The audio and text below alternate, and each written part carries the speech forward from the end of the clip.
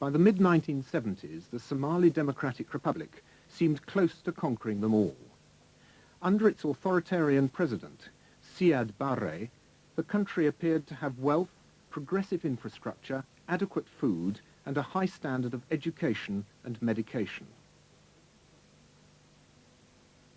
Strategically situated on the Horn of Africa, it was being wooed by the Soviet Union, China, and the USA.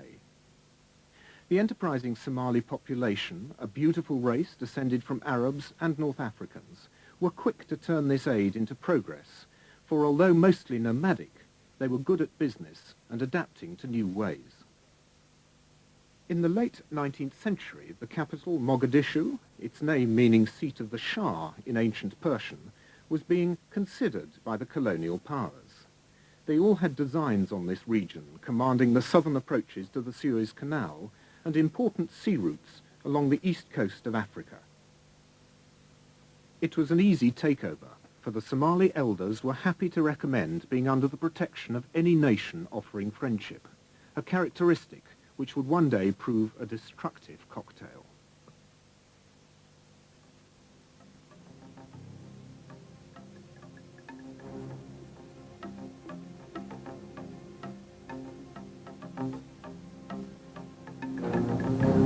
The Italians were the most avaricious. Since the late 19th century, they had been racing to incorporate the whole Horn of Africa in one big colony. Eritrea was already under their influence.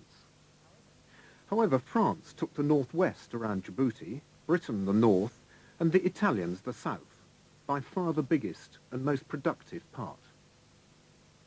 So southern Somalis learnt Italian and Italian commercial, legal and political practices, and in the north they learnt English and adopted British practices.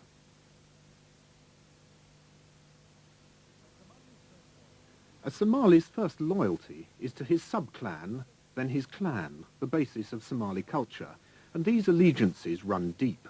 Minor disputes, once settled with clubs and spears, would assume horrific proportions with the introduction of modern automatic weapons. To the west, the nominally Christian Ethiopian Empire also had its eyes on Somaliland. They took over the Ogaden and Howd regions, which the Somalis considered their own. The dispute over these regions angered and intimidated future President Siad Barre. It would ultimately destroy Somalia.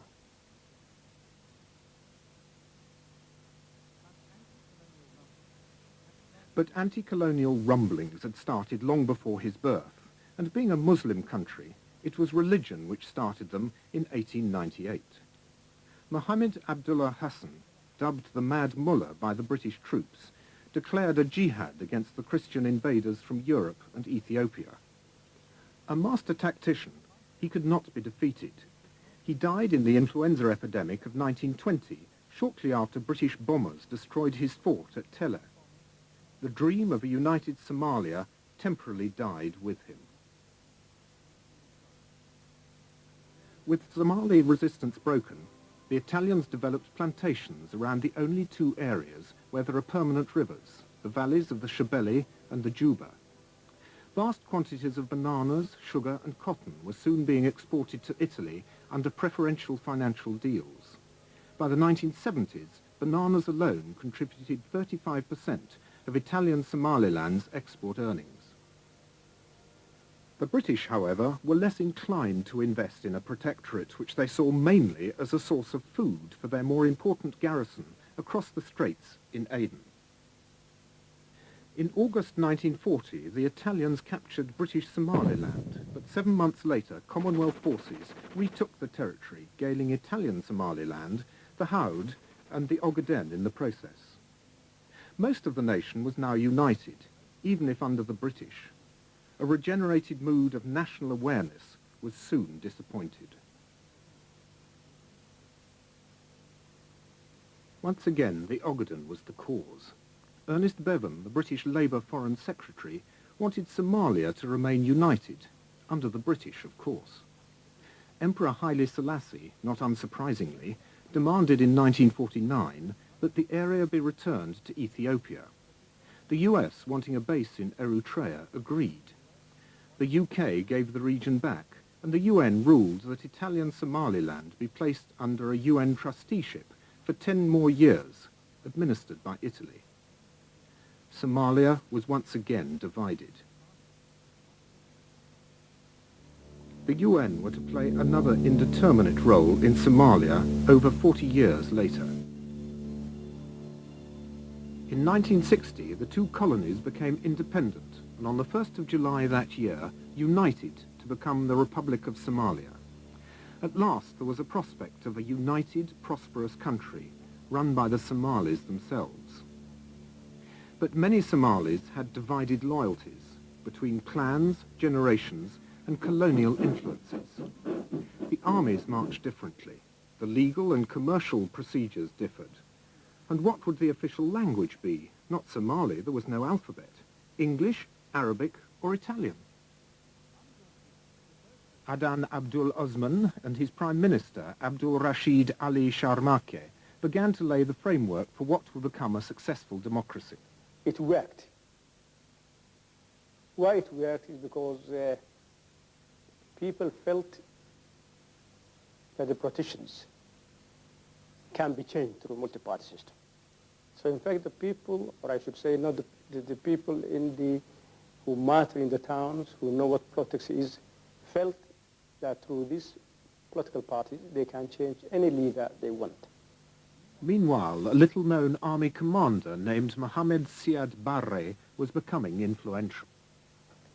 Siad Barre, I think, with all certainty I can say, felt that he was the reincarnation of Muhammad Abdullah Hassan.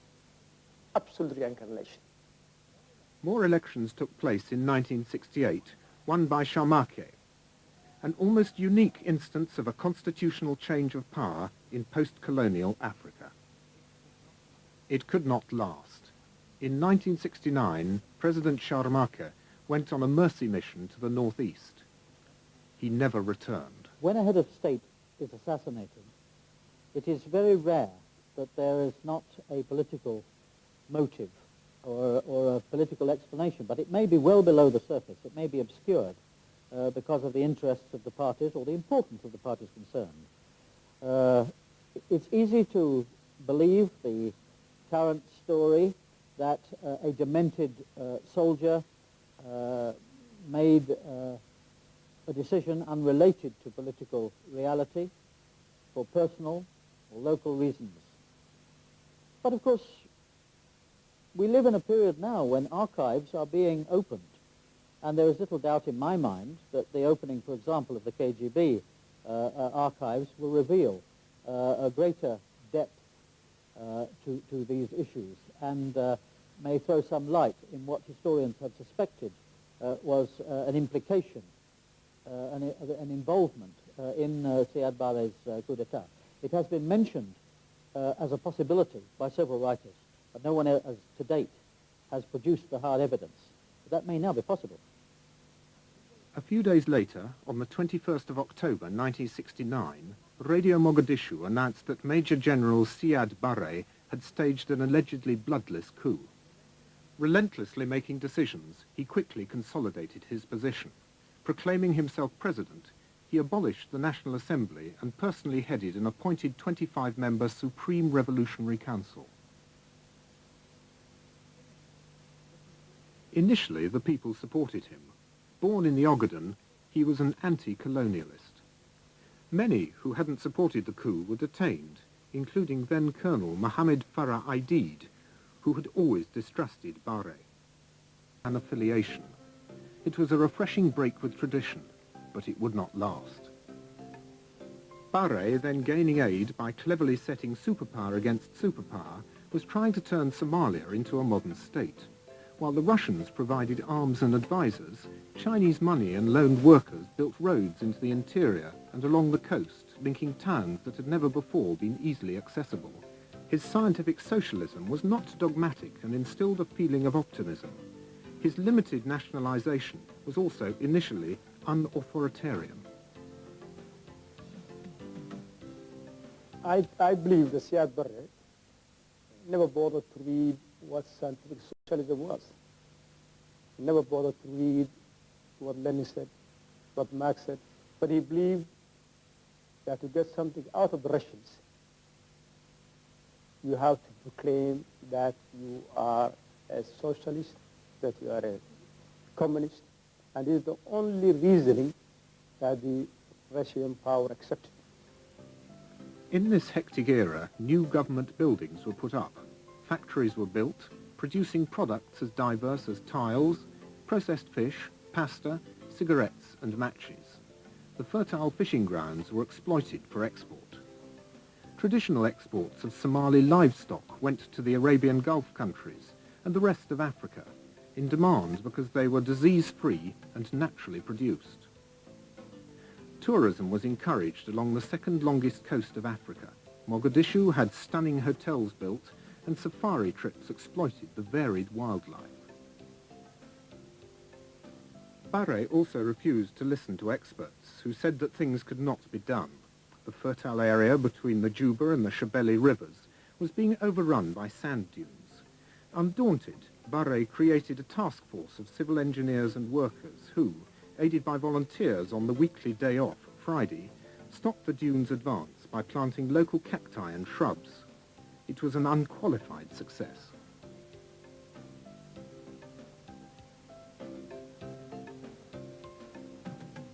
Things were going very much Siad Barre's way. In 1974, he became chairman of the Organization of African Unity, hosting meetings of African heads of states. Having traditionally close ties with Arabia, it was no surprise when he took Somalia into the Arab League. Barre's prestige and international reputation soared. Even in the West, he was admired as a pragmatist, influenced by the Soviets, but not engulfed by them.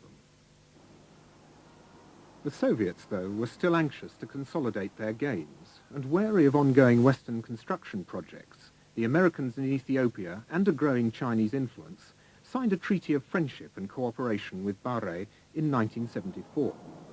Over the next 3 years, they sent an estimated $345 million in military support alone. The former colonialism was now replaced by a superpower domination.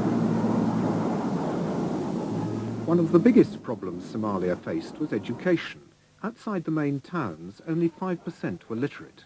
Stories and facts had always passed verbally from generation to generation, the Somali language having no alphabet. It took the force of a military government, of Siad Barre's regime, and this is one of his positive achievements, to settle this and make a decision, and the Roman alphabet was accepted. The Saudis didn't like it. Barre's other great skill involved the coexistence of Islam and Italian-inspired Roman Catholicism within a supposedly atheist, Marxist-Leninist state. Barre, a chain-smoking insomniac, was now running the government as a personal enterprise, and resentment was building up.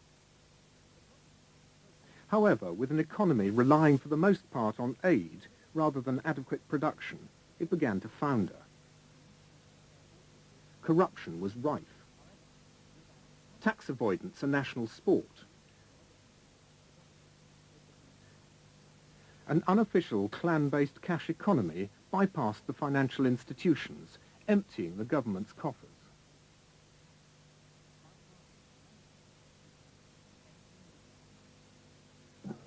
Now, with the country rallying behind him, Siad Barre had to look for more ambitious plans to foster his power gains and further attempt to go down in history as father of the Somali nation. One belief that would always unite the race. But the consequences of this invasion were a complete surprise to Barre. Despite being politically unsure of Barre, the Americans were acutely aware of the growing Soviet superiority in the region.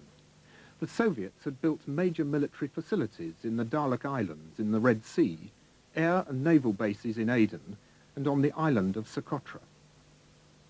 The US therefore signed an agreement with Barre in August 1980, giving them unlimited access to airfields and docks in Berbera, Kismayo and Mogadishu, so countering Soviet power in the region.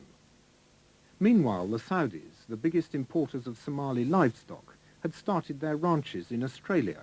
Exports plummeted. To atone, Saudi Arabia helped out with 2 years free oil. But there might have been an ulterior motive. Somalia was sitting on oil fields that would have been easier and cheaper to exploit than the Middle Eastern ones.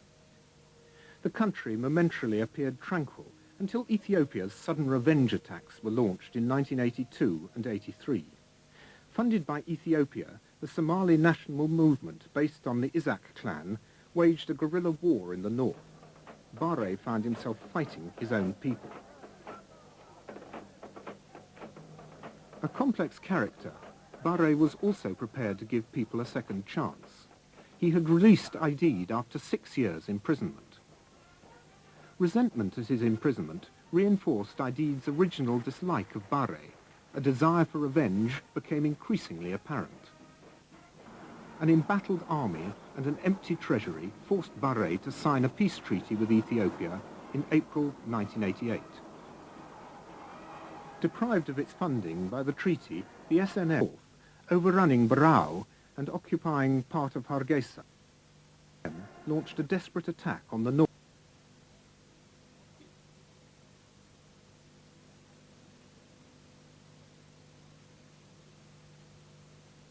Barre was furious and unleashed the full strength of his forces against the rebels.